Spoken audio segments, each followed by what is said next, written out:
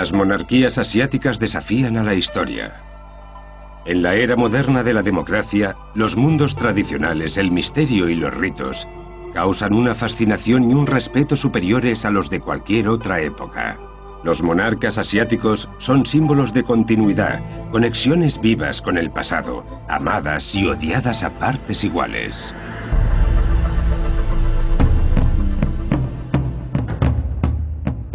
Las familias reales parecen un anacronismo, reliquias de tiempos antiguos.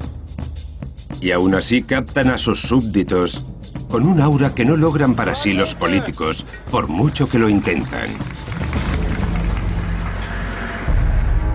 No hay mejor ejemplo para esto que Camboya, donde la majestuosidad y el esplendor de los grandiosos reyes de Angkor siguen pesando sobre los líderes modernos. Son el símbolo de la nación. Sin ellos, seríamos como un ser humano sin corazón. La adoración al rey ha sido y sigue siendo la base del Estado moderno de Camboya.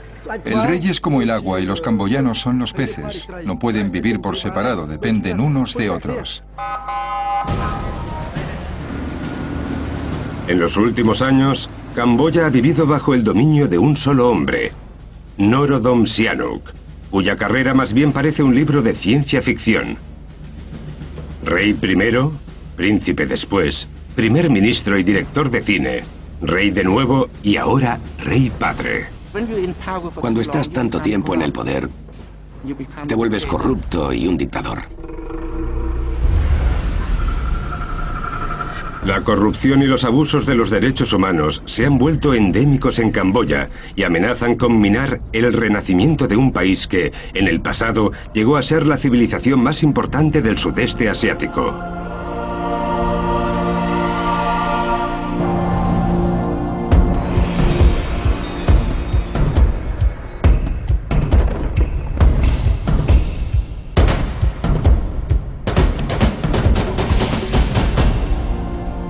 Monarquías asiáticas, Camboya.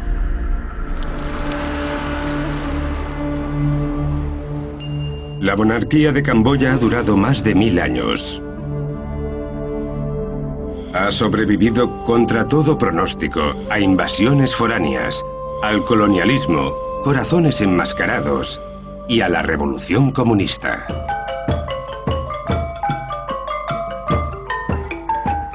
Cuenta la leyenda que Camboya se formó tras el matrimonio entre un brahman indio y una princesa camboyana cuyo padre era un rey dragón. El brahman lanzó una flecha mágica al barco de la princesa y el miedo de esta fue tal que aceptó casarse. El rey dragón secó entonces las aguas del reino como regalo de bodas y lo llamó Kambuya. Los reyes de Camboya pueden rastrear sus orígenes hasta esa pareja mitológica, y la influencia de la India y los extranjeros en general es un hecho probado en la historia camboyana. La idea de que el rey está relacionado con Dios y de que solo él es capaz de tomar las decisiones correctas por y para su pueblo se desarrolló ya en tiempos antiguos. El rey es quien gobierna. Este hecho se basa en la cosmología, procedente de las creencias indias. Por eso creemos que el rey es Dios, no el Dios del cielo, sino el Dios de la tierra.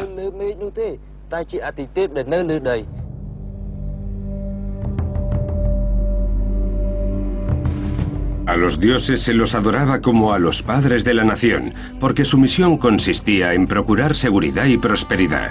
Durante los años de la gran civilización de Angkor, que duró desde el siglo IX hasta el XV, esa devoción hacia los reyes era tan fuerte que la gente daba su vida para construir y tallar magníficos templos que aún hoy en día están en pie.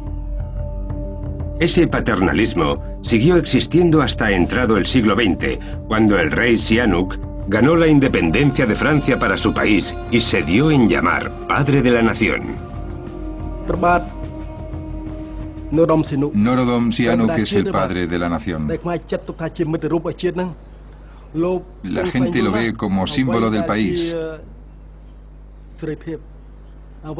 Protege la libertad de la gente, las tierras, nuestra soberanía y nuestra religión.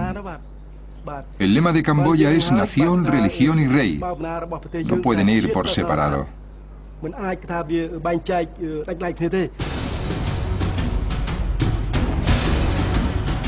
A Sihanouk lo derrocaron en un golpe de estado de 1970 que puso en el poder a los Khmeres rojos.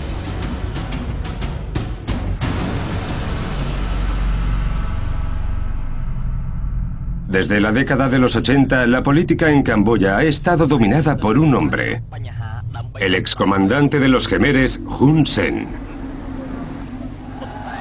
Hoy en día, Camboya celebra elecciones y ha establecido una monarquía constitucional a favor del hijo de Sihanouk, Sihamoni. No obstante, con los años se ha ido desarrollando una cultura de corrupción, sobre todo en las Fuerzas Armadas y la policía, que el primer ministro Hun Sen ha prometido atajar. La corrupción es el mayor problema de este país. Todos los informes de las Naciones Unidas o de cualquier investigación procedente de una organización internacional que hablan de corrupción señalan a Camboya como el peor lugar del mundo al respecto. En el índice de percepción de corrupción de 2009, Camboya aparecía casi al final de la lista de Transparencia Internacional. Los políticos esperaban un futuro mejor mientras convivían con la pesadilla de los Khmeres rojos. No es exactamente lo que soñábamos cuando nos establecimos en los campos de refugiados de la frontera con Tailandia y Camboya. Lo cierto es que confiábamos en que podríamos empezar de nuevo, en que llegaría la democracia, en que al menos seríamos libres para hablar. Soy consciente de que la paz y la estabilidad se consiguen a un precio muy alto, pero deberían darnos la oportunidad de buscar un equilibrio. 2004 supuso un punto de inflexión en la historia camboyana. Tras 60 años bajo la sobrecogedora sombra de Sihanouk, este desaparecía de repente y el primer ministro Hun Sen se apresuraba a cubrir su hueco.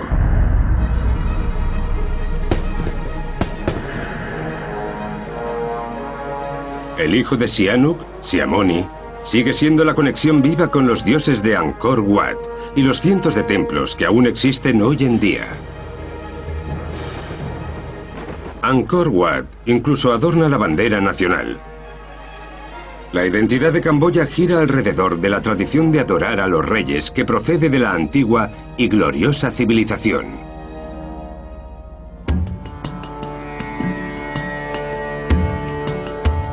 Durante los últimos 1000 años, los camboyanos han venerado a sus reyes como representantes de Dios, pero hay controversia sobre si descienden directamente del cielo o no. Creo que muchos de los académicos actuales no aceptarían el argumento de que el rey era un dios. Pero sí que el rey representaba una especie de potencia espiritual de una deidad particular, que el rey era sagrado en cierto modo y que, en concreto, los gobernantes muertos y los miembros fallecidos de la familia real se representasen como deidades en los templos. En el imaginario camboyano, el rey representa a Dios por el derecho que el brahmanismo nos enseña sobre lo que llamamos Devaraya. El Devaraya puede transformar un rey en un dios. El brahmanismo era el concepto de adoración al rey que se había importado de la India. El Devaraya era una ceremonia de adoración a Dios que solo podía celebrar el rey.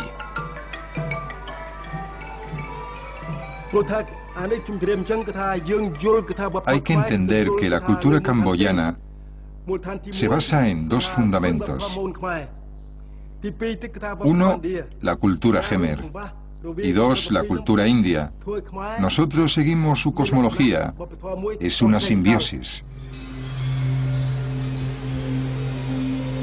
En el año 802, la fusión de las dos culturas dio luz al primer rey de Camboya, Jayavarman II, que estableció las bases de una civilización próspera que duraría 700 años. Jayavarman II se convirtió en el gran rey al nacimiento del periodo Angkor, porque él unió la nación. Viajó a las montañas Kulen y creó una ciudad llamada Mahendra, una ciudad para los dioses del cielo. Jayavarman II y sus súbditos construyeron la primera ciudad de las montañas Kulen, a 45 kilómetros de Angkor Wat. El hecho de que sea uno de los puntos más altos del país no es una coincidencia. La montaña es un elemento importante para nuestra gente, para el brahmanismo. Para nosotros, el templo representa una montaña. Por eso lo construimos con forma de montaña. Y por eso colocamos a los dioses en lo más alto.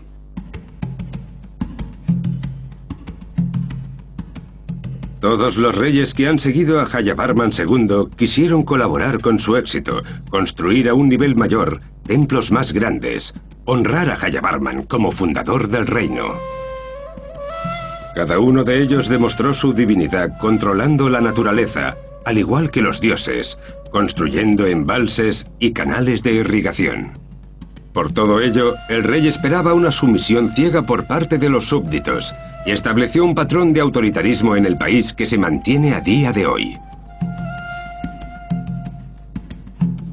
La gente trabajó sin descanso en nombre del rey y de Dios. Eran empresas del tamaño de las del antiguo Egipto o de las civilizaciones maya y azteca de Centroamérica. La gente tuvo que trabajar para la nación, no solo por amor a Dios, sino también porque los obligaban.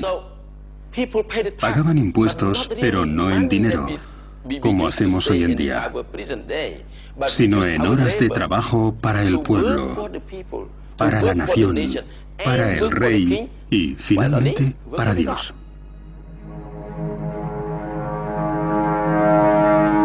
Esta grandiosa construcción culminó con el magnífico Angkor Wat, un templo del siglo XII dedicado al dios hindú Vishnu y que se construyó durante el reinado de Suryavarman II.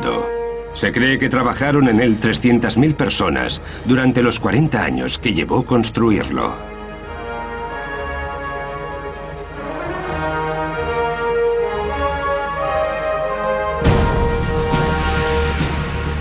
Cada templo construido era un catálogo del mundo de los dioses y los reyes, una documentación de sus maravillosas proezas. La mayor prueba de todo esto se encuentra en Angkor, donde los bajorrelieves del templo están cubiertos con descripciones de batallas y apsaras celestiales, que eran mujeres que bailaban para los reyes y sus cortesanos.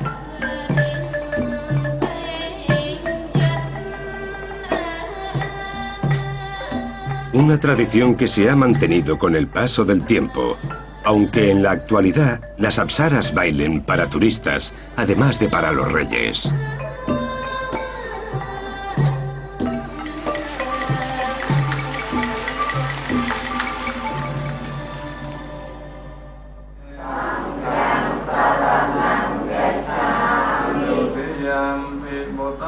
A medida que el budismo hacía su entrada en el país en el siglo XIII, los reyes camboyanos empezaron a mostrarse como representantes de Buda y no de Shiva, Vishnu o Brahma de las creencias hindúes.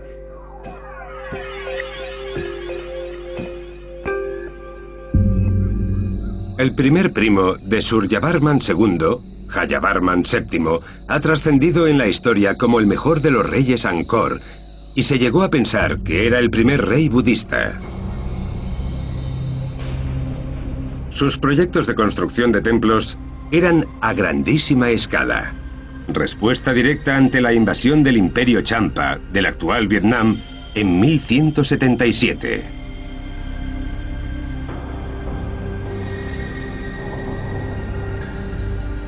Jayavarman VII movilizó a sus súbditos para vencer a los Champa y se embarcó en el programa de obras públicas más grande con el que Camboya haya contado jamás.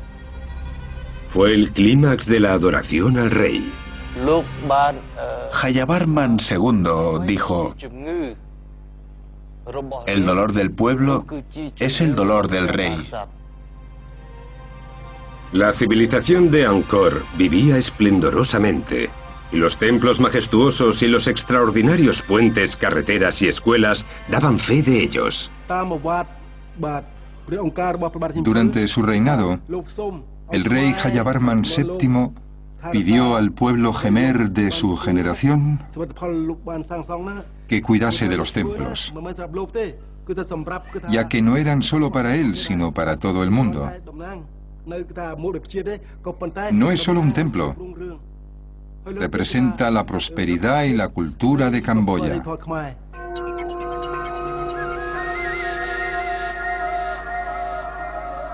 El templo estatal de Jayavarman era el increíble Bayón, un edificio de múltiples caras y picos ascendentes, cada uno de ellos con 4 lados.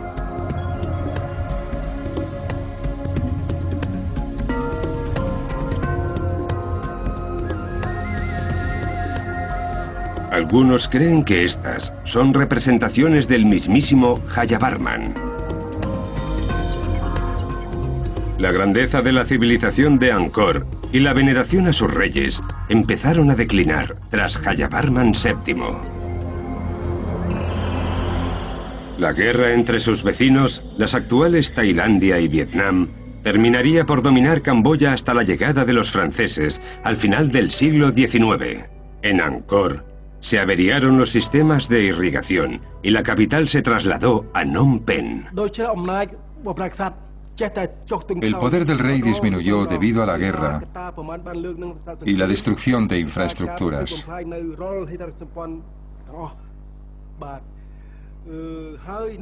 Muchas personalidades eruditas terminaron como rehenes en calidad de criminales de guerra.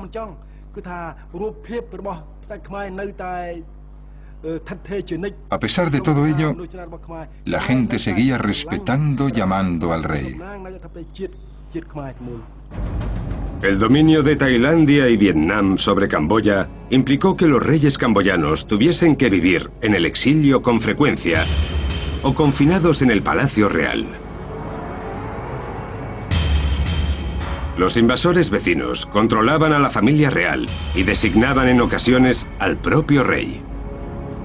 Camboya estaba a punto de perder su dinastía e incluso su territorio. Pero llegó la poderosa Francia a salvarlos a todos. Durante más de 200 años, la corona camboyana ha bailado de un lado a otro entre la facción pro-vietnamita y la facción pro-tailandesa. Así que casi todos los gobernantes durante los siglos XVII, XVIII y XIX han estado ligados a uno u otro bando. Y en cuanto colocas en el trono a alguien afín a un bando, enseguida se ponen de acuerdo los opositores para intentar derrocarlo. En 1857 llegaron los franceses a Camboya. Con su intervención pusieron fin a la rivalidad entre Tailandia y Vietnam por el territorio camboyano. Pedimos ayuda a los franceses porque desde finales del siglo XVI sufrimos ataques de los siameses y desde principios del XVII también de los vietnamitas. Cuando llegaron los franceses a finales del XVII, a Camboya solo le quedaba un territorio muy reducido. La protección francesa tuvo sus cosas buenas y sus cosas malas, pero sin ellos, estoy seguro de que hoy no existiría Camboya. En 1863, Camboya se convirtió en protectorado francés y al principio fue una relación bilateral. Al año siguiente le prometieron el trono al rey Norodom y los franceses le dejaron reinar a cambio de que les ayudase a controlar la población. Poco a poco le fueron quitando poderes, fácil teniendo en cuenta la adicción de Norodom al opio. Enseguida se vio impotente para detener a sus guardaespaldas coloniales. Cuando Francia se convirtió en república en 1886, creo, obligaron al rey a firmar un tratado que ellos llamaron canonier frente al Palacio Real.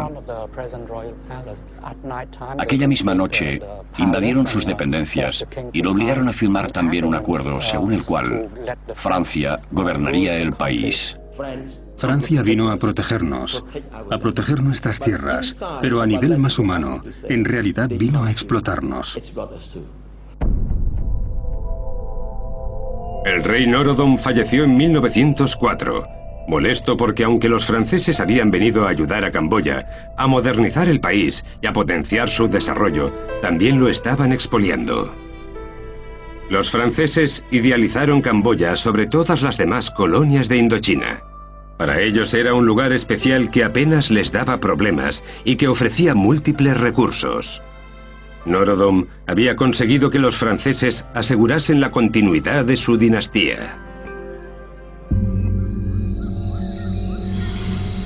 Su hermanastro Sisowath lo sucedió en el trono y no tardó en mostrar su comprensión y servilismo para con los franceses. Camboya era ya una colonia hecha y derecha. Se habían terminado los días del protectorado y de nuevo el país se vio gobernado por el autoritarismo del rey.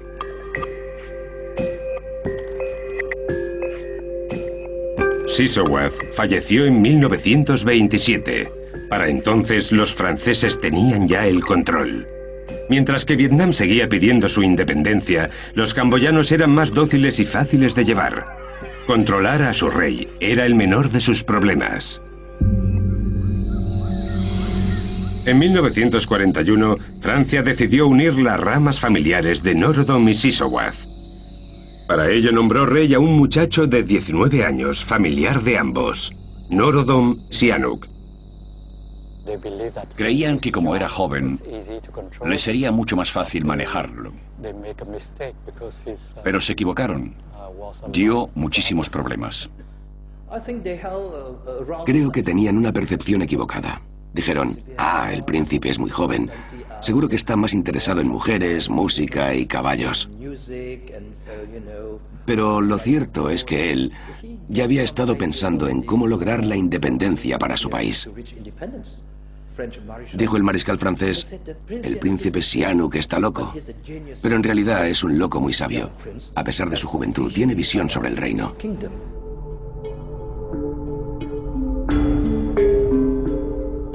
Los franceses habían designado para el cargo a alguien que se convertiría más tarde en un héroe nacionalista y que controlaría la vida política de su país durante los 50 años que siguieron. Después de la Segunda Guerra Mundial, los franceses entraron de nuevo en Camboya tras haber perdido contra las fuerzas ocupantes japonesas. Se celebraron elecciones por primera vez y el Partido Democrático diseñó una nueva constitución que separaba al rey Sihanouk del proceso político. El monarca no se lo tomó muy bien e inició un largo proceso de captación de votos en contra del gobierno francés. Los franceses garantizaron una nueva constitución para el país, en donde se adoptaba e implementaba la monarquía constitucional. Pero aún así, dada su personalidad, Norodom Sihanouk seguía llevando el control de la vida política.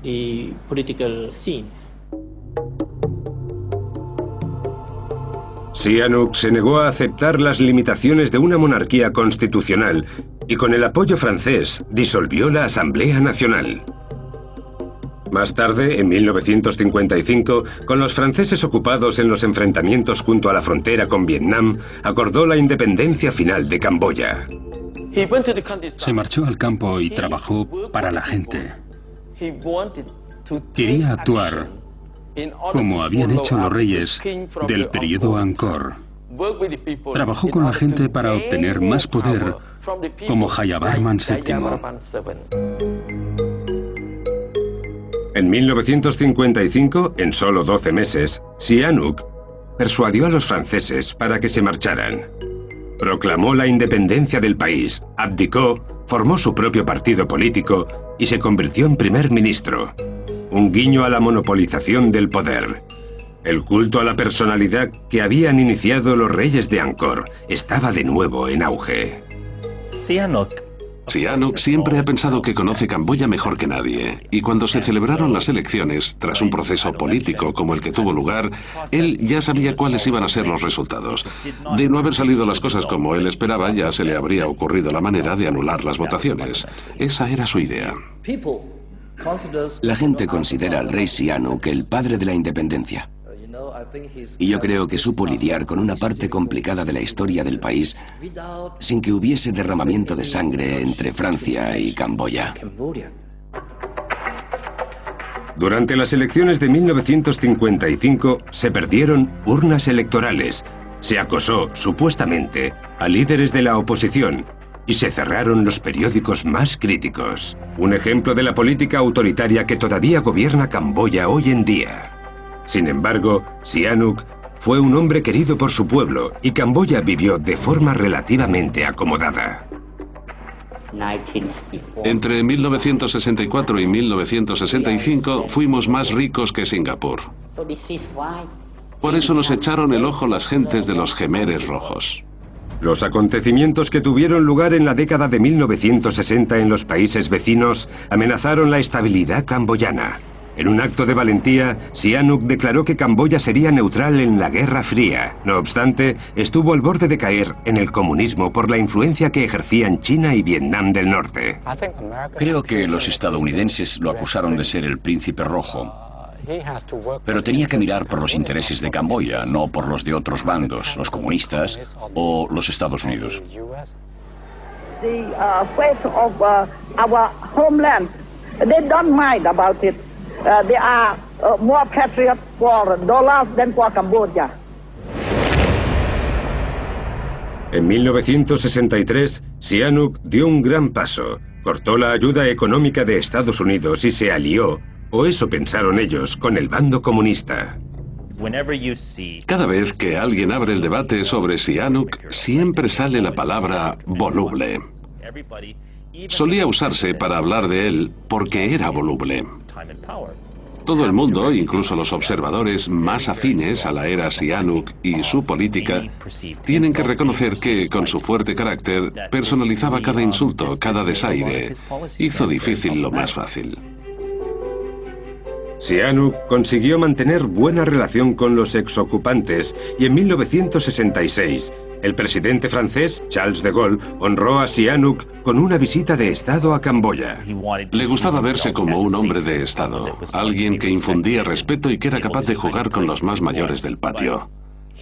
Pero no tenía temperamento para tal cosa. No sabía contenerse cuando era necesario. Tras un momento dado, creo que cada vez menos gente lo tomaba en serio.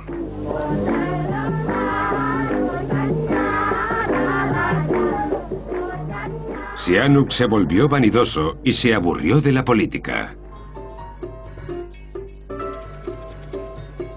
Un buen día, decidió dejar a un lado su carrera de rey y ex primer ministro y concentrar sus energías en dirigir y protagonizar largometrajes. Solía leer prensa extranjera y en algunos artículos se mencionaba a Sihanouk por su nombre y en otros lo llamaban Playboy. Por aquel entonces no estaba muy seguro de lo que significaba Playboy. Suponía que se trataba de un chico al que le gustaba jugar con muchas cosas. Y mientras Sihanouk jugaba a ser una estrella de cine, a finales de la década de 1960, la guerra de Vietnam amenazó con salpicar también a Camboya. Los estadounidenses se vieron en problemas en Vietnam, donde Camboya apoyaba a los vietnamitas del norte y al Vietcong. Pero los americanos necesitaban que cesase ese apoyo camboyano y solo tenían una opción. ¿Cuál? Derrocar a Norodom Sihanouk. En marzo de 1970, durante un viaje de Sihanouk al extranjero, el comandante militar Lon Nol inició un golpe de Estado contra el gobierno. Mucha gente, incluido el propio Sihanouk, creyó que dicho golpe militar estaba respaldado por la CIA. The Lon Nol Yancer, they were very ambitious. Lon Nol wanted to replace me as a head of state, and the Lon Nol Yancer, since they were very corrupted, they wanted to be more corrupted without being disturbed by the blames from Sihanouk, etc., etc. So they decided together, Lon Nol, Serimata, Nixon and Kissinger, to wipe me out. No creo que el general Lon Nol hiciese algo semejante sin el apoyo de Estados Unidos. Es cierto que algunos diplomados estadounidenses me dijeron que ellos no estaban al tanto, y les creo. Pero en Estados Unidos hay muchos centros de poder. Quiero decir, el Departamento de Estado no tiene por qué saber lo que hacen la CIA o el FBI por su cuenta. Mientras Sihanouk y su padre, el rey nominal, se refugiaban en China, los aviones de guerra estadounidenses dejaban caer 10.000 toneladas de bombas sobre Camboya, con la esperanza de borrar de la faz de la tierra al Vietcong.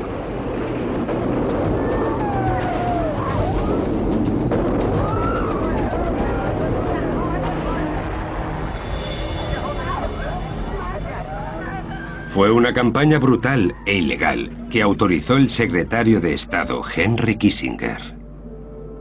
Sihanouk estaba desesperado por regresar al poder y se alió con una banda de comunistas en expansión que estaban tomando el control en las zonas rurales de Camboya, los Khmeres Rojos. En 1973, durante una visita secreta a su campo de entrenamiento, incluso se puso al cuello la bufanda característica del grupo para ganarse su favor. La gente apoyó a los Khmeres Rojos por él. Fue una lucha común. Él no les pidió que se unieran a su causa, sino que pidió a los camboyanos que se unieran a la de los Khmeres contra lo que ellos llamaban entonces los estadounidenses imperialistas. Acusaron a nuestro antiguo rey de estar relacionado con la toma de poder de los Khmeres Rojos.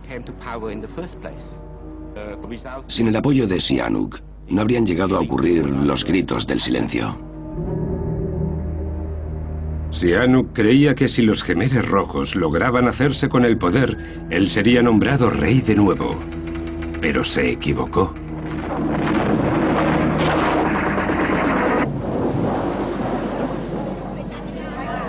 El 17 de abril de 1975, los Khmeres Rojos invadieron Phnom Penh. Estaba jugando al fútbol con otros niños y había mucha gente corriendo por las calles. Se oía, vienen los Khmeres Rojos, vienen los Khmeres Rojos. Vi llegar a los tanques, se formaron en círculo. En lo alto había niños también, pero iban vestidos de negro. Tenían la faz muy seria y estaban armados. El 17 de abril de 1975 yo estaba en Phnom Penh. Había visto ya a los Khmeres Rojos en la ciudad. A mi familia le dijeron con un altavoz, ¿les importaría irse al campo unos 3 días?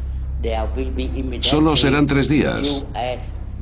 Se acercan a Phnom Penh aeronaves estadounidenses y van a lanzar bombas sobre la ciudad.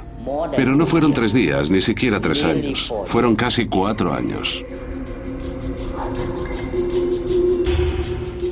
Los Khmeres Rojos declararon que Camboya había entrado en año cero y que habían terminado sus 2000 años de historia. También dieron por erradicados el dinero, los mercados, la educación, la religión, los libros y la propiedad. Podría decirse que fue la revolución comunista más radical y mal concebida de la historia de la humanidad. Al ver que sus esfuerzos habían sido en vano, Sihanouk se sintió traicionado. Lo arrestaron en el Palacio Real. Phnom Penh, por aquel entonces, no tenía habitantes, así que nadie salió a mostrarle apoyo, y a la gente que estaba escondida en el campo tampoco pudo verla. En muchos camboyanos aún perdura el sufrimiento y el horror de los campos de trabajos forzados. Echo de menos mi niñez. Crecí en tiempos de guerra y nunca fui realmente un niño. No tuve juguetes con los que jugar. No tuve una familia de verdad. No tengo padres, ni hermanos o tíos a los que llamar. Ahora mismo, cuando miro a mi alrededor, veo una sociedad nueva, con familias y me afecta.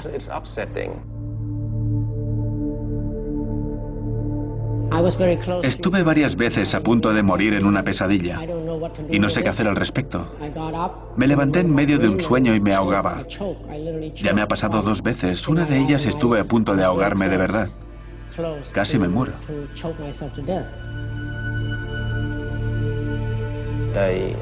Acusaron a mi hermana de comer algo que había robado del cadáver de su propio marido. Para demostrar que era cierto, la llevaron al hospital y la operaron. La abrieron en canal y falleció.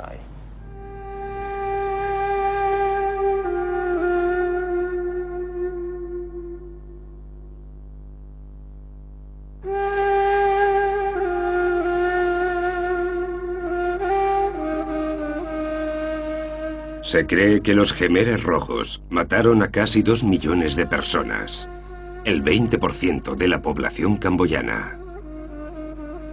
Fue un genocidio a gran escala.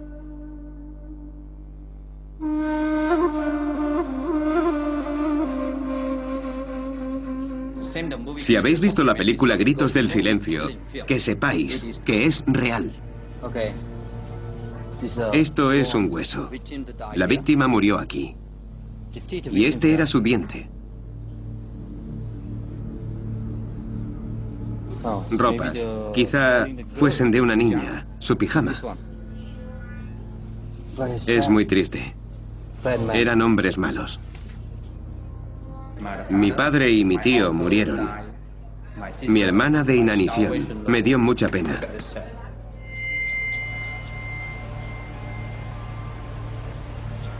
La gente de Camboya y mi familia seguimos enfadados. No podemos olvidar.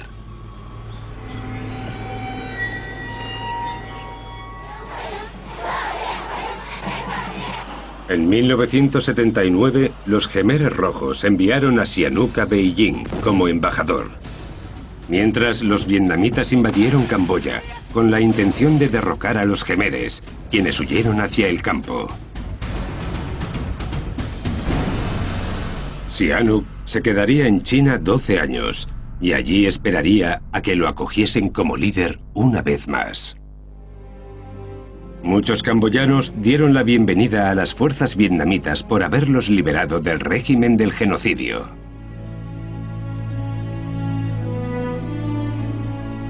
Millones de personas regresaron de los campos de refugiados del otro lado de la frontera con Tailandia. Todos ansiaban un nuevo comienzo, pero se encontraron un país al borde del desastre.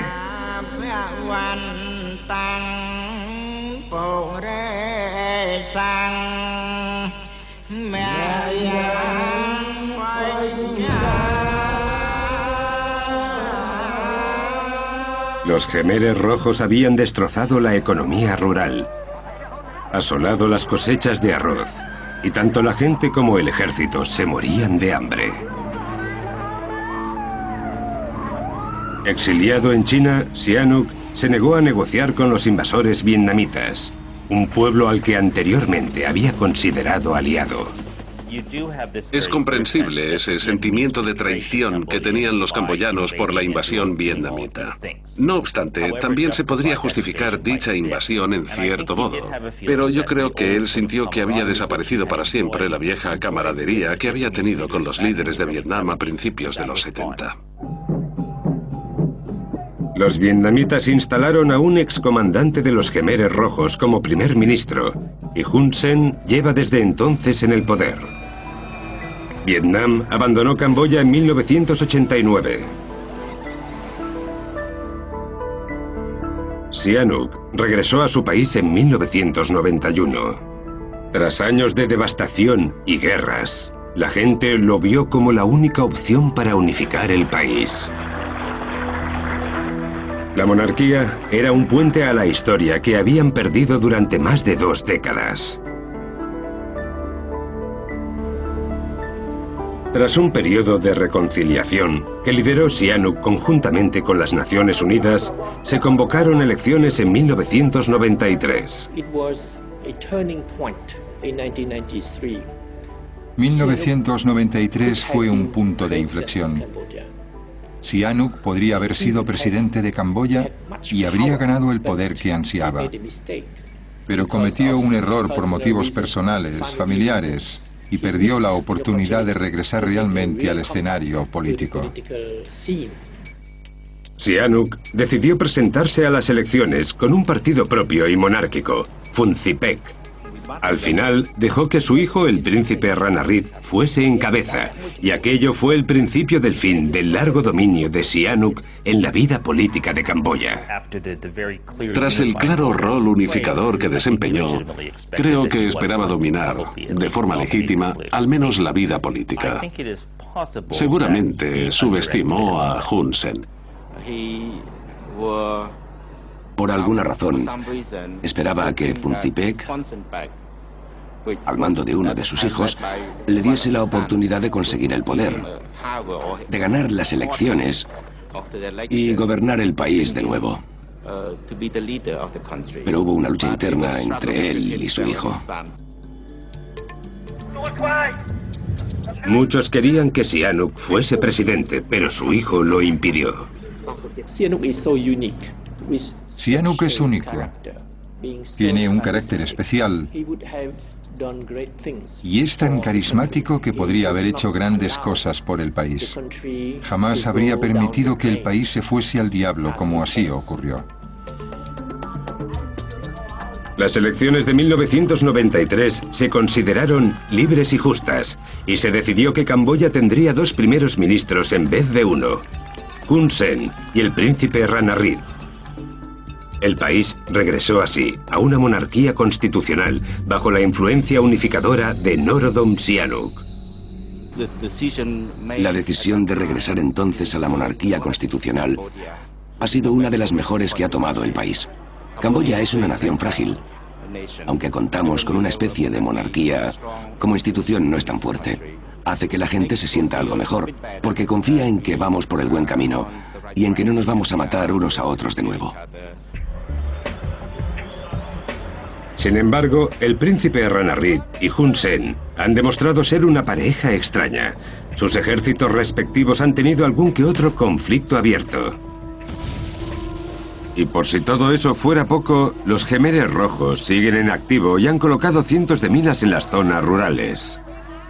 Camboya vuelve a estar confusa.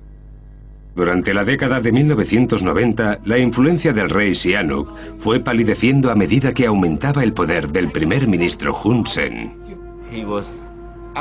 Fue infeliz durante muchos años. Desde el 93, se ha dedicado a oponerse a toda línea política que emane del gobierno. Y no dejaba de comparar el régimen actual con el pasado. Hasta que un día, nuestro primer ministro supo cerrarle la boca. No voy a decir aquí qué le dijo, pero lo cierto es que estuvo muy acertado. Hun Sen siguió un modelo de gobierno que se basaba en los reyes de Angkor y que luego desarrolló Sihanouk. I won't stop. I won't stop if ASEAN continue interfering into internal affairs of the nation. Se celebraron elecciones, pero los votantes se vieron presuntamente coaccionados a votar por el partido de Hun Sen. Los opositores han tenido que enfrentarse a injurias y torturas, y Camboya ha encontrado por fin la paz bajo una monarquía, aunque la paz tiene un precio.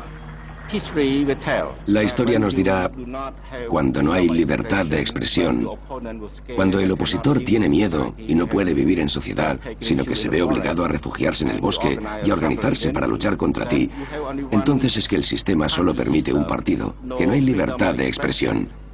¿Cómo se denomina un sistema semejante?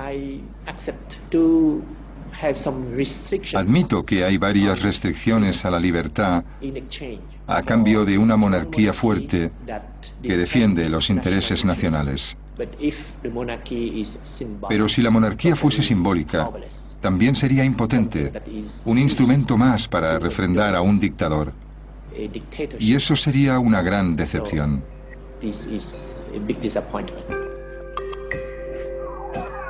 Hun Sen fue consolidándose en el poder, mientras que en 2004, Sihanouk sorprendía a propios y extraños al abdicar de forma repentina, a favor de su segundo hijo, Sihamoni, de trayectoria intachable ante la corrupción política que asolaba el país.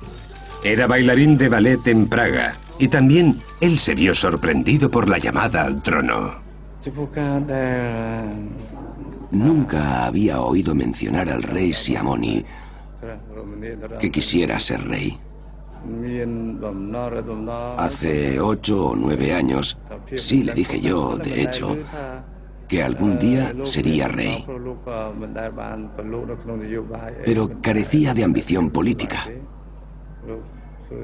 Lo que le gustaba eran la religión y las artes. Fue un golpe para el país. Sihanouk no había advertido a nadie de su decisión y parecía un acto impulsivo en alguien que siempre se había caracterizado por intentar, a toda costa, conseguir poder para él mismo. Ahora, sin embargo, estaba pensando en el futuro de su país. Cuando abdicó, pensó que era la mejor solución. Si él moría, no sabría qué ocurriría después. Y de este modo garantizaba la paz y la estabilidad. Para él fue una especie de transición. Tuvo que ser difícil ocupar su lugar, porque para la gente era un rey dios. 2004 marcó un punto de inflexión en la historia de Camboya. Fue el comienzo de un futuro sin Sihanouk.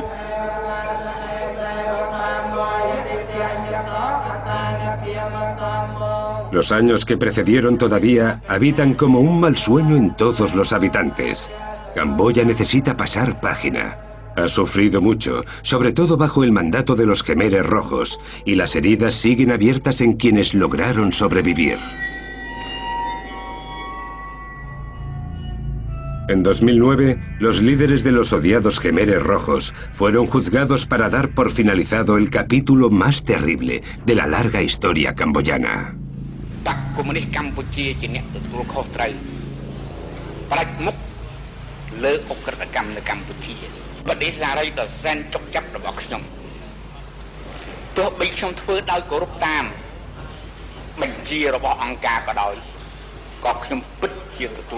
El juicio supone una base sobre la que avanzar para Camboya, sobre la que decidir su propio futuro.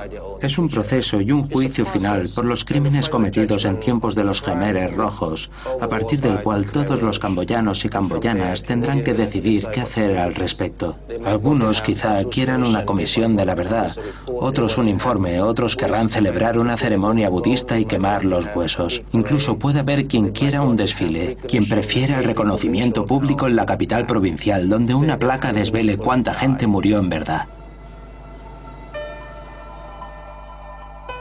Camboya va aceptando su historia. Desde el esplendor de los Angkor hasta las maniobras de Sihanouk. Los Khmeres disfrutaron de un sentimiento innato de grandeza, como reflejo de la majestuosidad de sus reyes. El pueblo camboyano ha superado numerosas generaciones. Podemos hablar de comunistas, o de monárquicos, o de republicanos.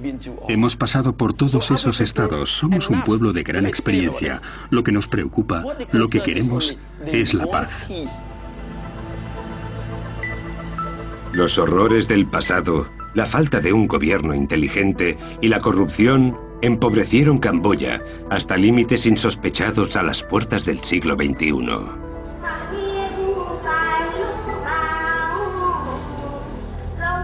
Pero es una nación que se está recuperando, con orgullo, con elegancia y buen humor, unida bajo la figura de su adorado rey.